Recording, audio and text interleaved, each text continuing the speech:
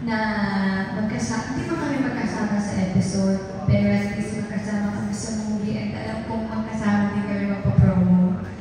Ayun, masaya kami dalawa ni Ate Elvana. Miss ko na siya. Di ba, second week na November?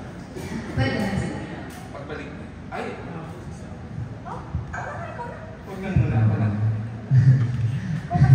Ayun mo, nawa pala sa mic, pinasalik ka pala.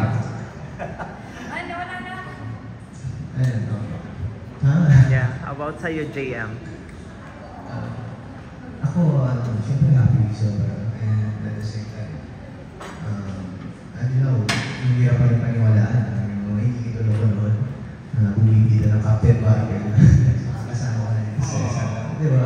So, ang sarap sa feeling na, nakatuwa. Hindi ko rin in-expect na makakatuntong ako sa unasan na makukuha kay mga ganito achievement. So, happy ako.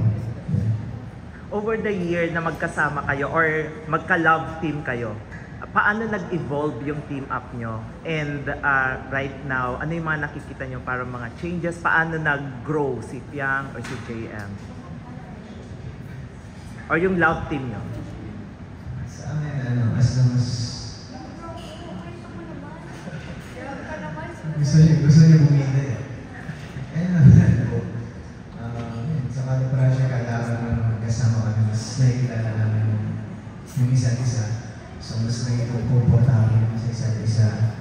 And napapansin ko sa kanya, ano na siya. Demure, di ba? Upo pa lang, di ba? Sobra, di ba? Pero dalaga siya ngayon. Oo. I love the hair. Tsaka, kita mo na yung mga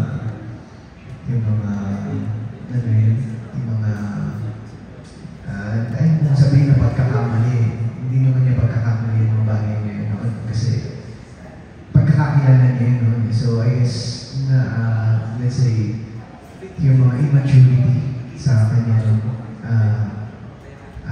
mature na, ganun. Yung sense ng maturity sa kanya ngayon, ramdam ko na. And, siguro napapatibay yung band namin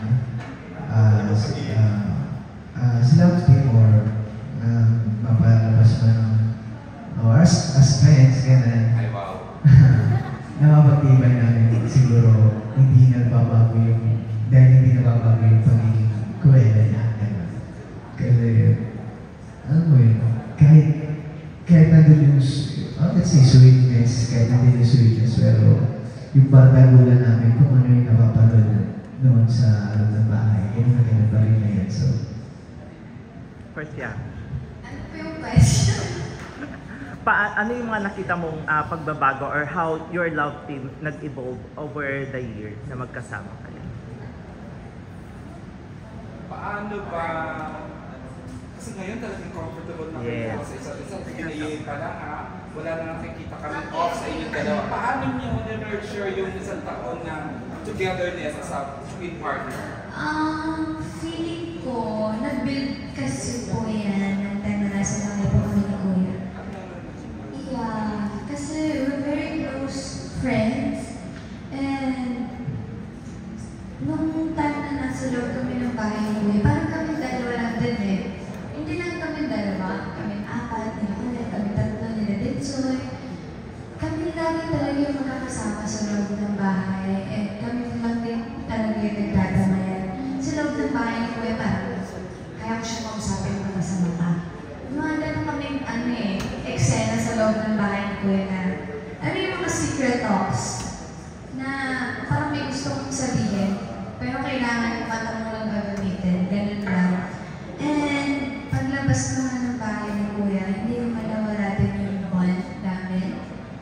Especially kasi siguro nung time na nasa loob kami ng bahay ni Kuya, sinabi namin sa sarili namin na kung sino man yung magbabago, sasakalin.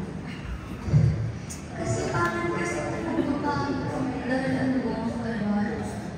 nag-promise kami sa loob na kung ano man kami sa loob, dapat meron din kami sa labas, is maging strong yung bond namin sa labas.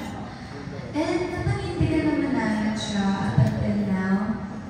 Siguro, yung bonding namin ngayon is mag-aral ng script. Talagang tulungan na yung bonding namin ngayon. Walang nalalapit sa side. And feeling ko, yun naman yung nagpa-strong din sa amin. Paglabas-labas na namin, gano'n lang. Yun lang. Feeling ko nature na namin siya na walang magbago talaga. Nasa kaloob-looban na namin na yung closest namin, parang nature na siya. Since na-mention mo na about bahay ni Kuya, at ngayon nagbubukas ulit yung bahay ni Kuya, any learnings na gusto mong ibahagi sa mga new housemates? Learnings ko na gusto ibahagi sa mga Yes, yung mga bago ngayon na celebrity house. Ano ba? Siguro, feeling ko naman hindi naman sila mauubusan ng pagkain. Kasi sobrang dami. Alam, nakakatampo talaga si Kuya. Nang time yung tinipid. Talagang ako, nung time na yun, nakakatampo ako. Feeling ko naman ngayon, hindi naman sila mauubusan ng pagkain kasi puno sila ng pagkain. Ano na lang? May napanood na ako, hindi isa-isa niya yung pagkain nakita niya. Ayun, walang pinapang. Napanood ko lang, first night nila together dun. Sige lang, na. Advice mo. Learnings ko. Or advice. Learnings ko ha. Yung Or- learnings ko nakuha sa loob ng bahay ni Kuya talaga. Or advice. Okay lang naman magbigay-bigay din sa okay lang. Kasi, feeling mo naman, hindi mo kasi ma-feel talaga na binabidakan pagka once na masaya ka. Hindi talaga. Hindi talaga. Ngayon kasi sa mga housemates na nasa loob ng bahay ni Kuya, naging comfortable na sila sa loob eh.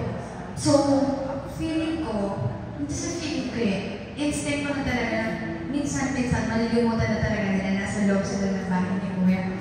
Kasi parang feeling nila, nasa bahay na talaga sila. Ganun ka-comfort ko.